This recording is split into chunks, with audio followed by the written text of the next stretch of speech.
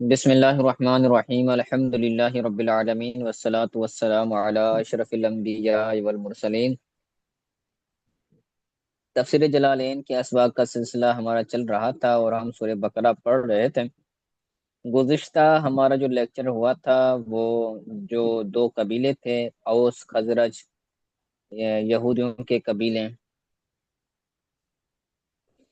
تو ان کے حوالے سے ہماری گفتگو ہوئی تھی، اور آج ہم آگے سے پڑھیں گے تو پڑھتے ہیں۔ کہتے ہیں وَلَقَدْ آتَيْنَا مُوسَى الْكِتَابَ وَقَفَّيْنَا مِن بَعْدِهِ بِالرُّسُلِ، تحقیق ہم نے موسیٰ علیہ السلام کو کتاب عطا کی اور ہم نے کفایت فرمائی اس کے بعد رسولوں کے ذریعے۔ وَقَفَّيْنَا مِن بَعْدِهِ کے اندر جو ہی ضمیر ہے اس سے مراد ہے حضرت عیسیٰ علیہ السلام۔ حضرت عیسیٰ علیہ السلام کے بعد، حضرت موسیٰ علیہ السلام کے بعد ہم نے کفایت فرمائی رسولوں کے ذریعے، یعنی ان کے بعد بھی ہم نے رسول بھیجے۔ کتاب کے بعد التورات نکالا، تو یہاں پر غرض مفسر ہوگا کتاب کی مراد بیان کرنا، کہ کتاب سے تو بہت ساری کتابیں مراد ہو سکتی ہیں، لیکن یہاں پر جو کتاب مراد ہے وہ ہے تورات۔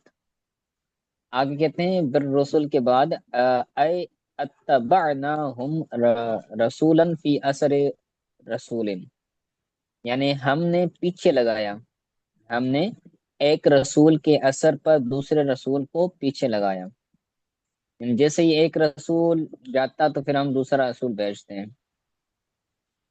ٹھیک ہے، ایک رسول کے ساتھ انبیاء کرام بھی ہوتے تھے، نبی ہوتے تھے، جیسے حضرت موسیٰ علیہ السلام رسول تھے تو آپ کے ساتھ حضرت ہارون علیہ السلام نبی تھے۔ تو ایک کا رسول جاتا تو ایک رسول کے بعد دوسرا رسول آتا، رسول اور نبی کے اندر فرق ہے، آپ کو معلوم ہوگا۔ جی ٹھیک ہے، تو یہاں پر غرض مفسر ہوگا آیت کی مراد کو واضح کرنا۔ آگے کہتے ہیں وَآتَيْنَا عِیسَىٰ ابْنَ مَرْیَمَ الْبَیِّنَاتِ، اور ہم نے عیسیٰ ابن مریم کو معجزات عطا کیے۔ بینات ویسے تو کہتے ہیں واضح چیز جو ہیں، لیکن یہاں سے مراد کیا ہے؟ معجزات۔ ہم نے عیسیٰ ابن مریم کو واضح دلائل عطا کیے، یعنی المعجزات کے۔ تو یہاں پر غرض مفسر ہوگا بینات کی مراد بیان کرنا، جیسے کہ احیاء الموتى و ابراء الاکمہ والابرص، ابراء الاکمہ والابرص، جیسے مردوں کو زندہ کرنا اور کوڑ کے مریض اور برس کے مریض کو شفا دینا۔ اللہ تعالیٰ نے یہ ان کو معجزات دیے تھے کہ وہ اگر کوئی بندہ مر جاتا تو حضرت عیسیٰ علیہ السلام اس کو زندہ فرما سکتے تھے۔ کوئی اکمہ تھا یعنی کوڑ کا مریض تھا یا برس کی بیماری کا مریض ہوتا تھا، تو اس کو آپ ہاتھ لگاتے، اس کو مسح کرتے تو وہ شفا یاب ہو جاتا۔ ٹھیک ہے، تو یہاں پر غرض مفسر ہوگا معجزات کی وضاحت کرنا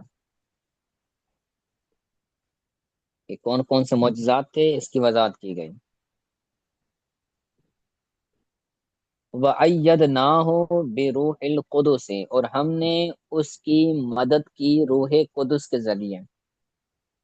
قدس کا مطلب ہوتا ہے پاکیزہ۔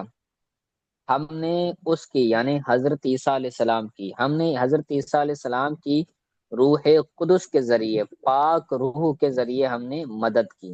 ایدنا کے بعد نکلا قوینا، یعنی یہ قوت سے ہے، یعنی ہم نے ان کی مدد کی۔ غرض مفسر ہوگا ایدنا کی آسان معنی بیان کرنا۔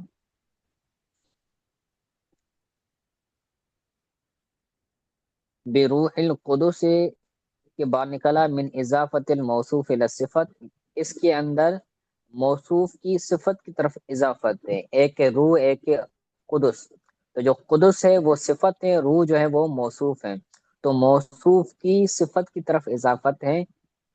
ٹھیک ہے، تو پاکیزہ روح یعنی الروح المقدسۃ جبریل، یعنی پاکیزہ روح وہ جبریل علیہ السلام ہے۔ لطہارتہ یسیر معہ، لطہارتہ حضرت جبریل علیہ السلام کی پاکائی کی وجہ سے، طہارت کی وجہ سے روح القدس کہا گیا۔ یسیر معہ حیث سار، جبریل علیہ السلام آپ کے ساتھ ہوتے ہیں، یسیر معہ آپ کے ساتھ ہوتے ہیں جہاں پر بھی آپ جاتے ہیں، یا سار یسیر یہ سیر سے کر لیں کہ وہ سیر کرتے ہیں، حضرت جبریل علیہ السلام حضرت عیسیٰ علیہ السلام کے ساتھ سیر کرتے، سفر پر ہوتے، جہاں پر بھی آپ سفر کرتے۔ سارہ کے اندر جو وہ ضمیر فاعل ہے، اس سے مراد حضرت عیسیٰ علیہ السلام ہے، یعنی جہاں جہاں حضرت عیسیٰ علیہ السلام ہوتے، جبریل علیہ السلام آپ کے ساتھ ہوتا اور حضرت جبریل علیہ السلام آپ کی مدد کرتے۔ فَلِمَ تَسْتَقِیمُوا، تو تم سیدھے کیوں نہیں ہوئے؟ اللہ تعالیٰ یہ بنی اسرائیل کو فین فرما رہے ہیں کہ ہم نے آپ کی طرف حضرت عیسیٰ علیہ السلام، حضرت موسیٰ علیہ السلام بھیجے، حضرت موسیٰ علیہ السلام کے بعد پھر ہم نے دوسرے رسول بھیجے، پھر حضرت عیسیٰ علیہ السلام آئے، انہوں نے ان کو معجزات عطا کیے گئے تھے، ان کے ساتھ روح قدس تھی، تو ان تمام چیزوں کے باوجود تم نے سیدھے راستے کو اختیار کیوں نہیں کیا؟ لِمَ تَسْتَقِیمُوا، تو تم سیدھے کیوں نہیں ہوئے؟ تم سدھرے کیوں نہیں؟ اتنے پاک لوگ آپ کی طرف، تمہاری طرف آئے، تو پھر بھی تم نہیں سدھرے۔ تو من اضافت الموصوف الی صفت کے اندر غرض مفسر ہوگا نحوی نقطہ بیان کرنا۔ یہ فلیمہ کا مطلب ساری کیوں کیا ہوگا پھر؟ کون سا؟ فلیمہ فلم، ہاں، فا جدا ہے اور لما جدا ہے، لما کا مطلب ہوتا ہے کیوں۔ جی صحیح۔ یہ اس کا کیا حروف ہے ماتا؟ کوئی اس میں گرا ہوا ہے حرف؟ نہ یہ حرف ہے نا، فلما اچھا ہے بس، لیما، جی صحیح۔ یہ حرف ہے۔ تو تم سیدھے کیوں نہیں ہوئے؟ اب پیچھے جو عبارت لائے ہیں من اضافت الموصوف الی الصفت، تو اس کے اندر غرض مفسر ہوگا نحوی تحقیق بیان کرنا، اور اس کے بعد الروح القدس الجبریل لطہارتی، اب روح قدس کی مراد بیان کرنا، یہاں پر غرض مفسر ہوگا کہ روح قدس سے کون مراد ہے؟ حضرت جبریل علیہ السلام مراد ہے، تو یہاں پر غرض مفسر ہوگا مراد بیان کرنا۔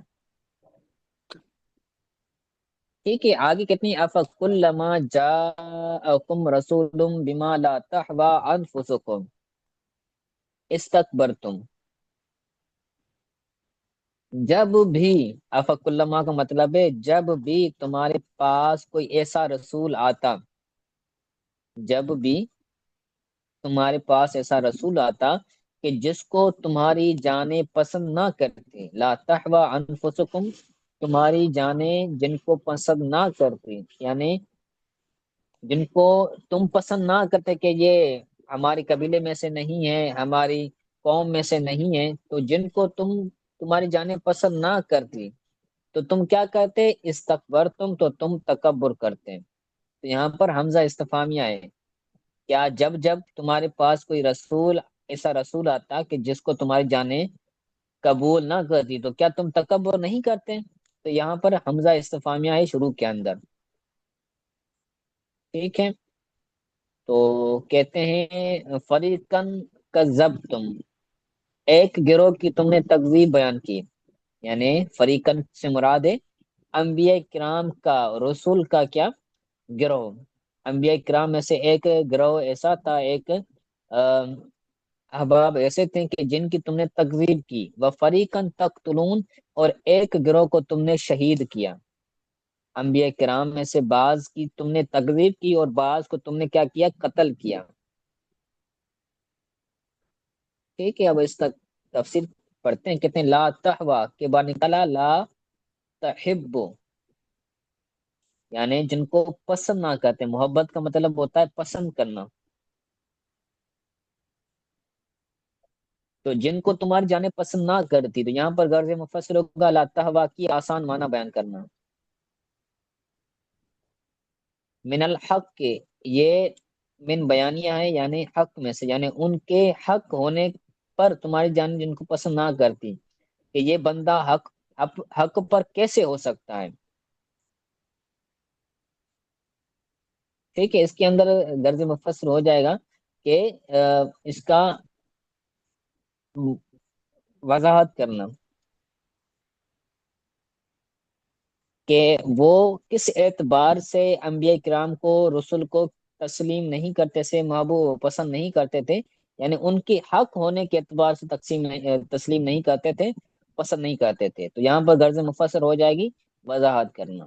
تو تم تکبر کرتے، یعنی تکبر تم ان اتباعی، یعنی ان کی اتباع کرنے سے تم تکبر کرتے. تکبر کا کیا مطلب ہوتا ہے؟ خود کو بڑا جاننا،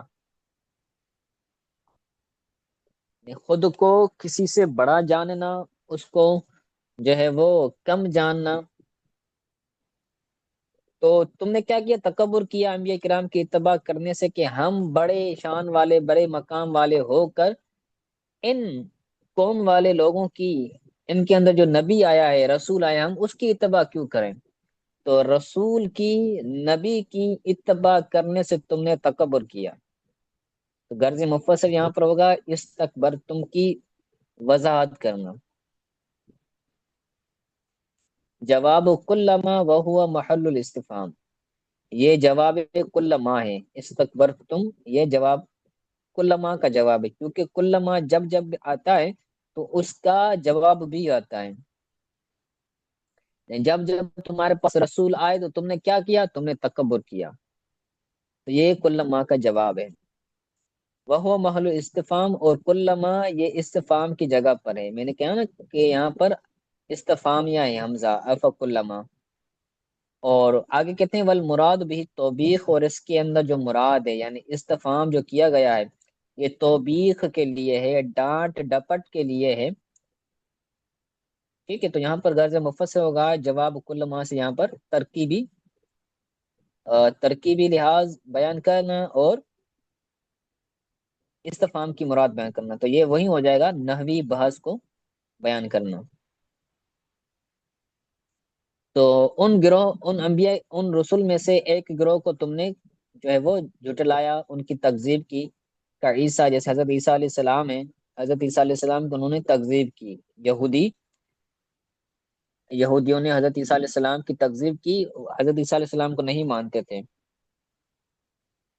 اور وہ فریقاً تقتلون، اور ایک گروہ کو تم نے کیا کیا؟ شہید کیا. جیسے حضرت زکریہ علیہ السلام تھے، حضرت یحییٰ علیہ السلام تھے، تو ان کو انہوں نے، بنی اسرائیل نے کیا کیا تھا؟ شہید کیا تھا معاذ اللہ. تو المضارع لحکایت الحال الماضیت، یہ جو مضارع آیا ہے تقتلون کا جو سیدھا ہے نا، مضارع کا ہے، تو ہے تو مضارع کی حالت میں مضارع ہے، لیکن حکایت کے طور پر یہ ماضی کے حال میں آیا ہے. ایسا ممکن ہوتا ہے کہ ایک چیز مضارع کی ہو لیکن حکایت کے طور پر بیان کیا جائے، تو حکایت کے طور پر بیان کرتے ہوئے ماضی والی چیز کو، گزشتہ چیز کو مضارع کے اندر بیان کیا جاتا ہے. جیسے ہم قصے کہانیوں کے اندر بیان کرتے ہیں کہ زید اس طرح کر رہا تھا، پھر زید نے کہا کہ یہ ہوگا، پھر ہم یہ کریں گے، یہ ہوگا. تو اس کے اندر جو ہے وہ ایسے سیگے لائے جاتے ہیں کہ جن کی وجہ سے وہ بندہ، وہ جو مضارع ہوتا ہے وہ ماضی کی حکایت کے لیے آتا ہے، ماضی کا حال بیان کرنے کے لیے آتا ہے. حکایت کا مطلب ہوتا ہے کہ کوئی قصہ بیان کرنا.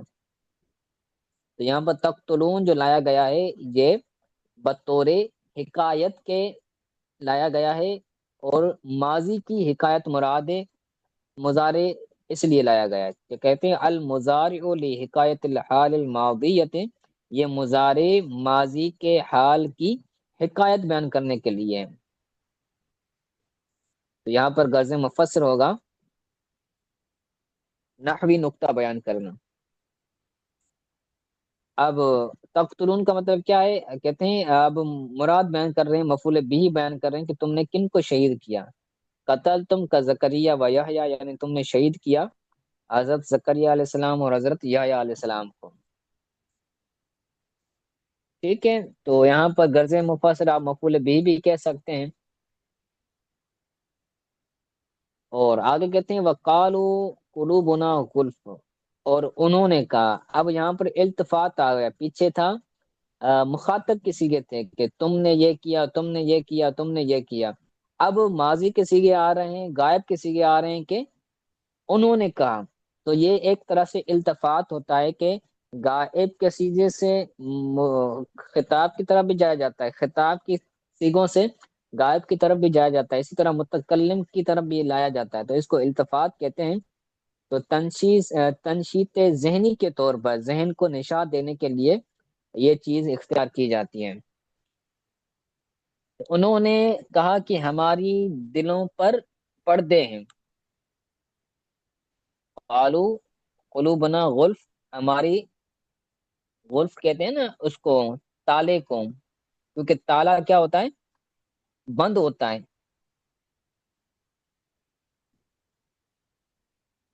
تو اسی لیے کہتے ہیں کہ ہماری دلیں کیا ہیں، ہمارے دلوں پر پردے ہیں۔ قالو کے بعد نکالا للنبی استہزاء، یعنی انہوں نے اپنے نبی کو کہا استہزاء کے طور پر،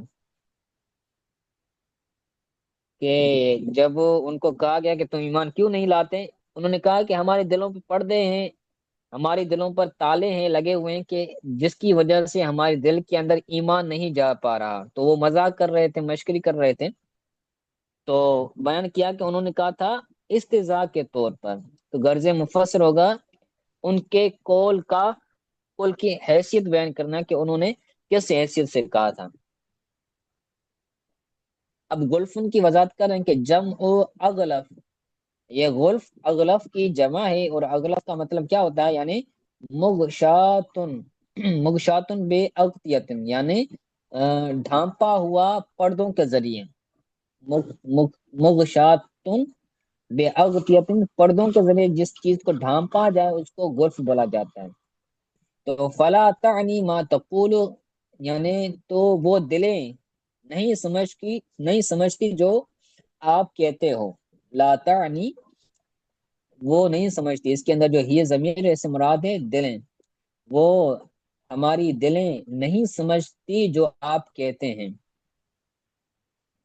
کیونکہ ان کے اوپر پردے آ گئے، تو پردے آ گئے تو ان کے اندر کوئی چیز جا نہیں رہی ہے، تو وہ سمجھ نہیں پا رہی دلیں۔ یہاں پر غرض مفسر ہوگا گلفن کی لغوی تحقیق کرنا، اور آیت کی مراد بیان کرنا، وضاحت کرنا۔ اللہ تعالیٰ نے ان کے جواب کے اندر فرمایا کہ قال اللہ تعالی بل لعنہم اللہ بکفرہم فقلیلا ما یؤمنون، بلکہ اللہ تعالیٰ نے ان کے کفر کی وجہ سے ان پر لعنت فرمائی ہے، بل لعنہم اللہ بکفرہم، بلکہ اللہ تعالیٰ نے ان کے کفر کے ذریعے، کفر کی وجہ سے ان پر لعنت فرمائی ہے۔ فقلیلا ما یؤمنون، تو تھوڑے ہیں جو ایمان لاتے ہیں۔ فقلیلا ما یہ قلت کو بیان کرنے کے لیے آئے کہ بہت ہی تھوڑے ہیں جو ایمان لاتے ہیں۔ تو بل کے بعد نکالا اضطراب، اضطراب کا مطلب ہوتا ہے کسی کو، کسی بات کو رد کرنا، تو انہوں نے کہا نا کہ ہمارے دلوں پر پردے تھے، تو حالانکہ ان کی دلوں پر پردے نہیں تھے، اللہ تعالیٰ نے رد فرمایا نہیں، تمہارے دلوں پر پردے نہیں ہیں، بلکہ اللہ تعالیٰ نے تم پر لعنت کی ہے، اس لیے تم نہیں سمجھ پا رہے۔ تو بل کی حیثیت کو بیان کرنا، یا بل کی معنی کو بیان کرنا کہ یہ بل کس لیے آیا ہے، غرض مفصل یہ ہوگا۔ لعنت کی اب آگے وضاحت کریں کہ لعنت کسے کہتے ہیں؟ ہم کہتے ہیں نا لعنت، لعنت کرتے رہتے ہیں، تو لعنت کا معنی کیا ہے؟ اس کو بیان کرتے ہیں کہ ابعدہم عن رحمتہ، یعنی اللہ تعالیٰ نے ان کو اپنی رحمت سے دور رکھا ہے۔ کسی کو لعنت کرنے کا مطلب ہے کہ اس کو اللہ تعالیٰ کی رحمت سے دور کرنا، کہ اللہ تعالیٰ تمہیں اپنی رحمت سے دور کرے۔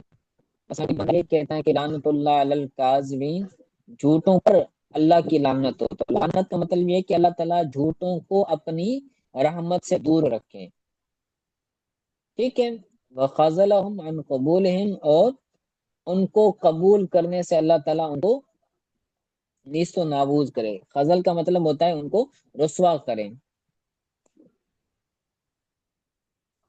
تو یہاں پر غرض مفسر ہوگا لعنت کی وضاحت کرنا یا لعنت کی تعریف بیان کرنا. بکفرہم یعنی لیس بعدم قبولہم لخلل فی قبولہم، یعنی ان کی فی قلوبہم ان کی دلوں میں خلل کی وجہ سے وہ قبول نہیں کرتے تھے. لیس عدم قبولہم، لیس عدم قبولہم لخلل فی قلوبہم، ان کی دلوں میں خلل ہونے کی وجہ سے وہ قبول نہیں کرتے تھے. ان کا قبول نہ کرنا، لیسا عدم قبولہم ان کا قبول نہ کرنا، یہ ان کے دلوں میں خلل کی وجہ سے نہیں تھا کہ دلوں کے اندر خلل تھا اس لیے وہ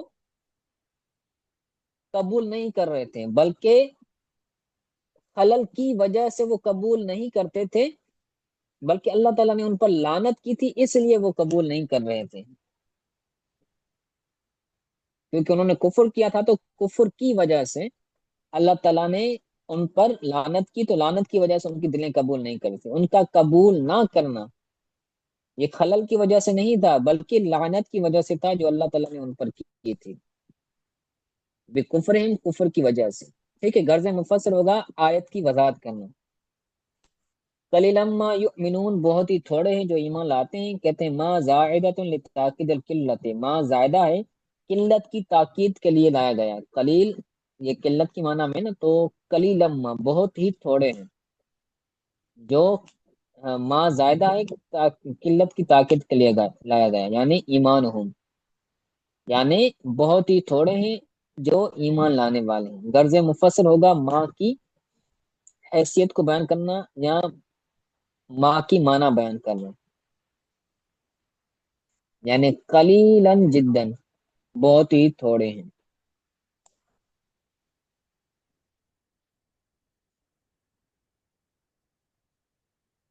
ٹھیک ہے، تو آج کے لیے اتنا سبق کافی ہے، اس کو آپ یاد کیجیے گا. اور آج کے سبق کے حوالے سے اگر کوئی بات سمجھ نہیں آئی تو پوچھ لیں.